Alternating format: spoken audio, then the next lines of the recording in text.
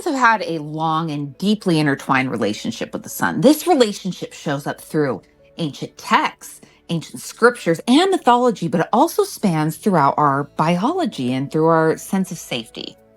The history of humans and the sun goes back across cultures, across continents and centuries. The sun has been everything from our timekeeper to our healer, our provider, and even a focal point of worship for thousands of years.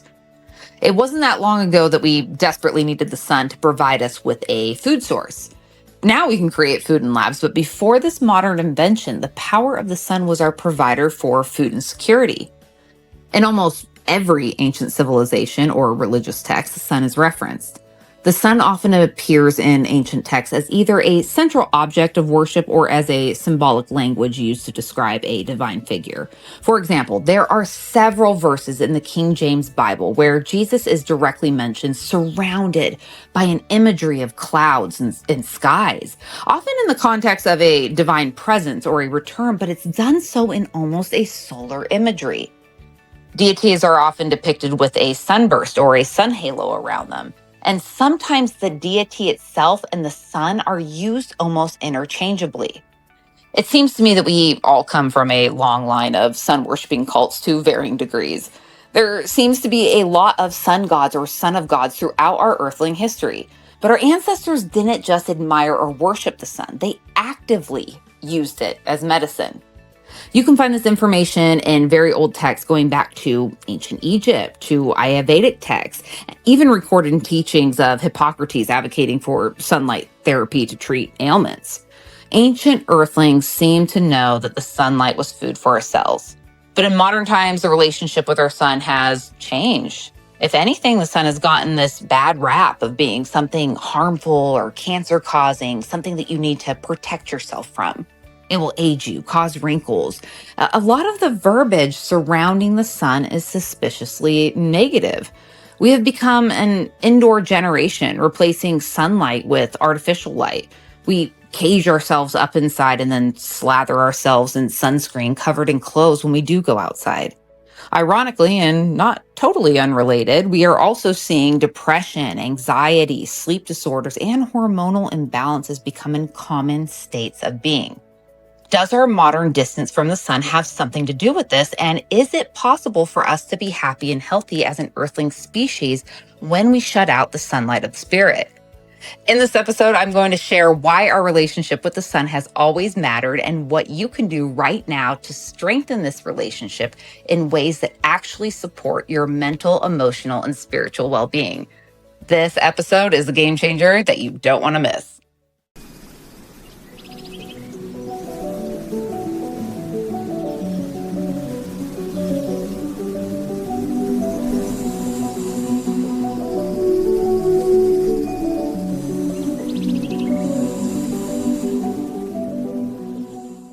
Florence Nightingale was a British nurse, best known for revolutionizing modern healthcare. I've always been fascinated by this woman. In the 1800s, Florence Nightingale was treating wounded soldiers in horrific conditions during the Crimea War. I mean, the hospitals were filthy, overcrowded. There was no organization, which meant sometimes people were administered the wrong medicine and even the wrong surgeries. Now, Florence Nightingale is most famously known for sanitizing and organizing hospital operations, which did a ton of good. However, she also introduced the concept of sunlight.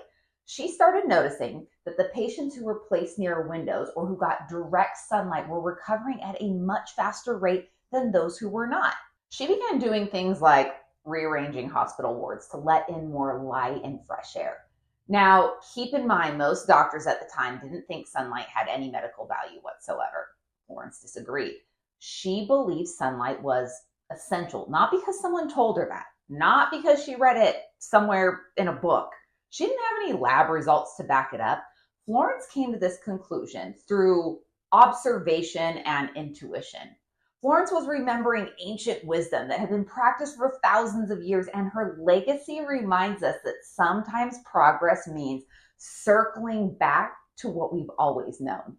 I'm a holistic herbalist who's been studying light for many years now, and I am here to stress to you the vital importance of building a personal relationship with the sun.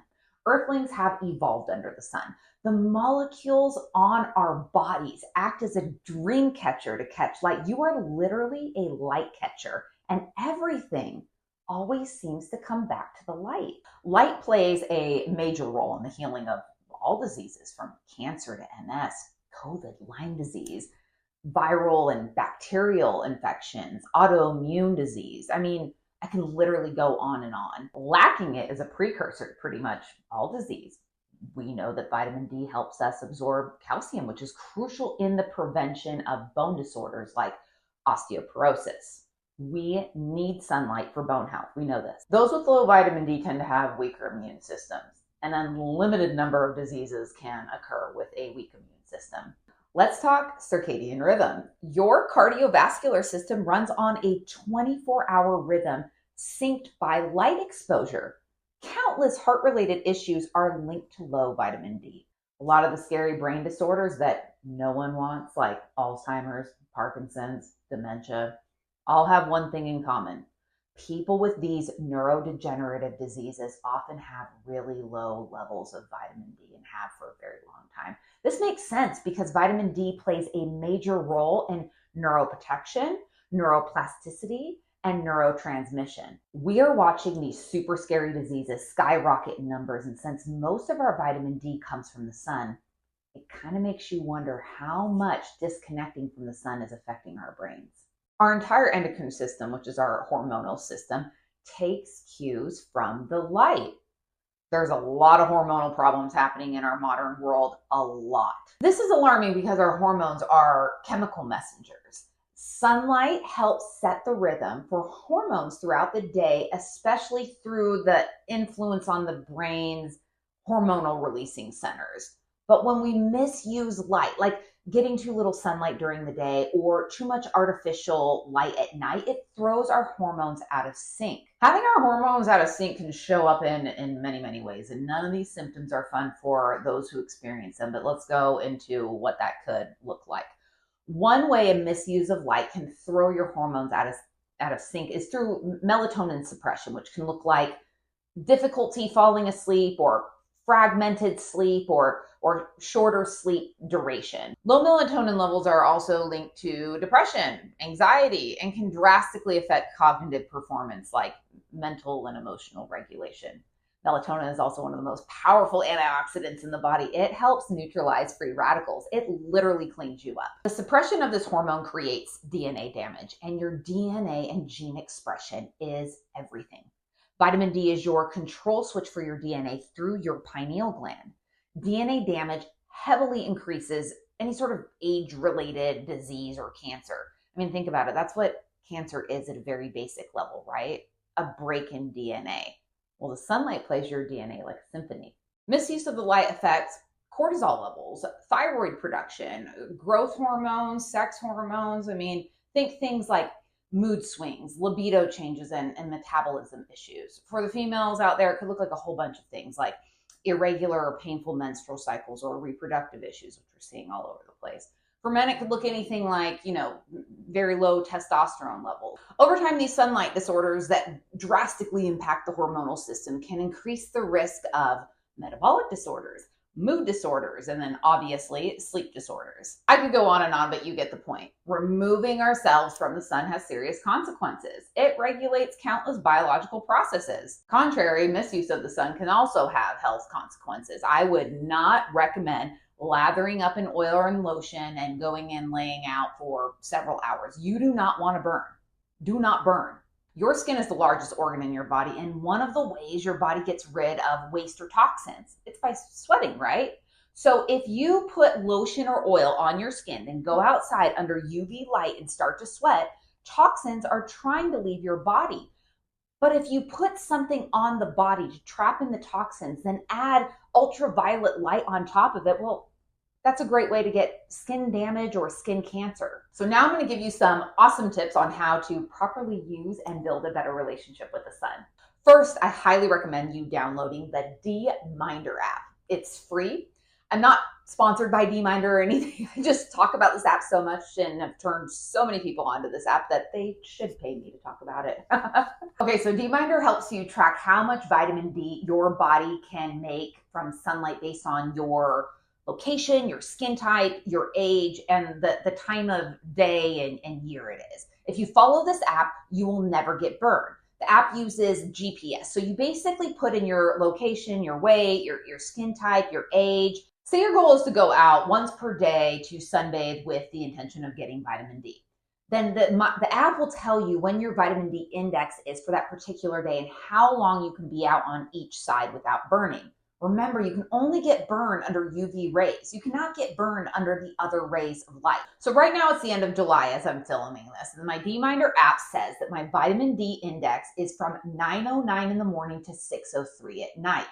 This is when I can get vitamin D, but this is also when I can burn. So my personal process is I wake up in the morning and get morning sunlight. This is free red light therapy, and you cannot burn during this time, not until the vitamin D index starts, which for me is 9:09 a.m. right now.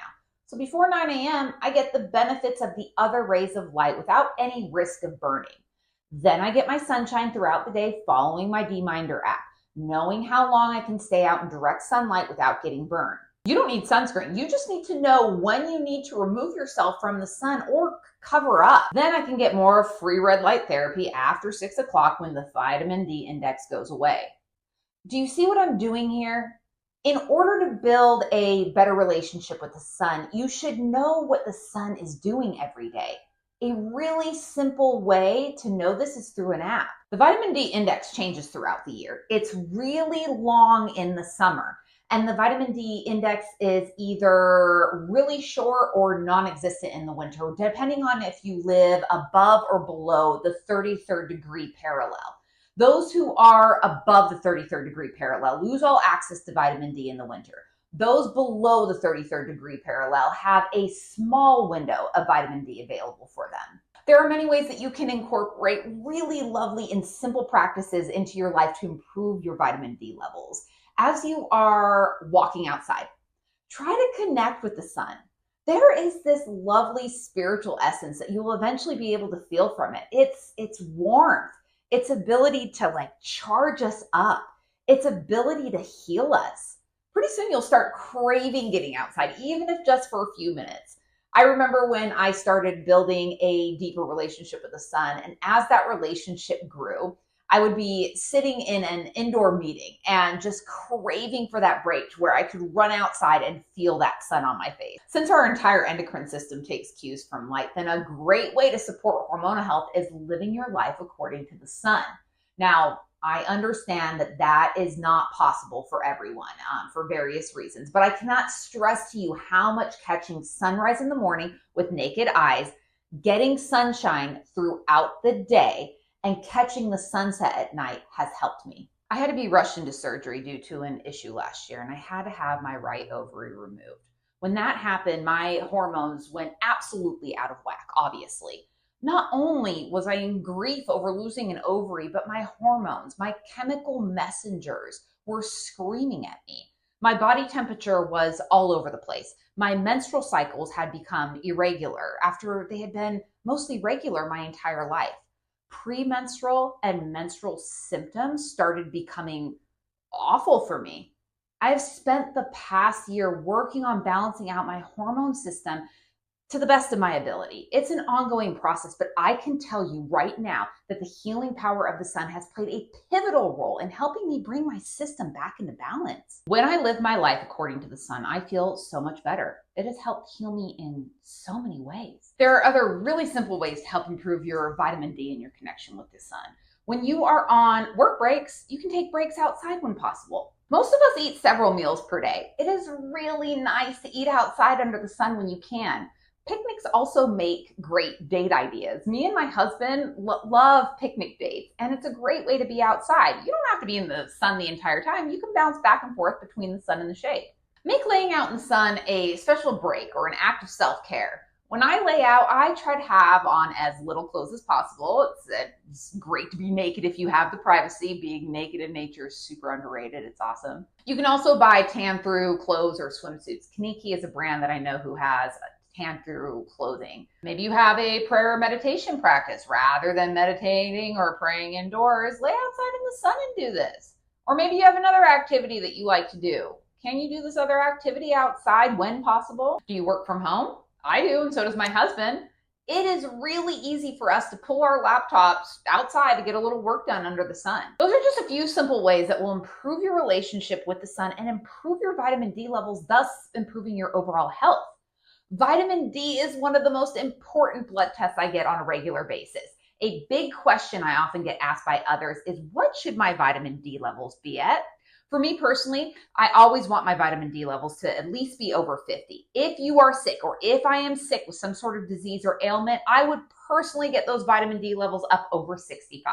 I have had countless people send me their blood work for review, and I have been absolutely shocked by the chronically low vitamin D levels I am seeing in others. And if your vitamin D is falling in the lower half of normal at the doctor's office, it is still too low. The sun isn't just a celestial body, it's a built-in healing system. For earthlings, sunlight teaches rhythm. It supports us on a mental, emotional, and spiritual level. So let this video be your reminder that you are not separate from nature. You are nature, and you are designed by nature. If you have other ideas and ways to connect to the sun and improve your vitamin D levels, I would love to hear them in the comments below, because to me, it all comes back to the light. Have a good week.